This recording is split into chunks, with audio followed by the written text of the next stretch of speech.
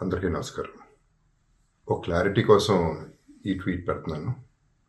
నేను షూటింగ్ నుంచి ఊరు నుంచి రాగానే వెంటనే హాస్పిటల్‌కెళ్ళాను. అల్లు అర్జున్ అన్‌ఫార్చునేట్ ఇన్సిడెంట్‌లో, ఈ యాక్సిడెంట్‌లో ఎఫెక్ట్ అయిన ఫ్యామిలీని చూడటానికి ఫాదర్‌ని, ఆ బాబు సిస్టర్‌ని పలకరించాలని అనిపించింది. చూడాలనిపించింది. హ్యుమానిటేరియన్ గ్రౌండ్స్ మీద వెళ్ళాను. పాజిటివ్‌గా ఉంది. He might recover. There is very good chances. Let's hope for the best అని. With all the peoples blessing and gods and goddesses అని చెప్పేసి భరోసా ఇచ్చి వచ్చాను.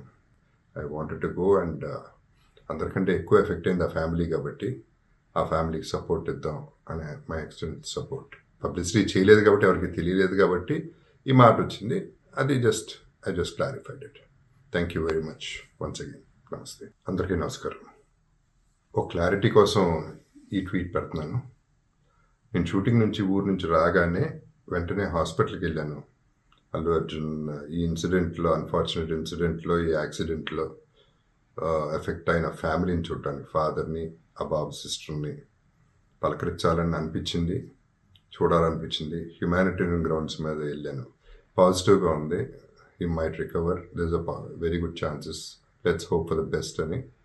With all the peoples blessing and gods and goddesses అని చెప్పేసి భరోసా ఇచ్చి వచ్చాను.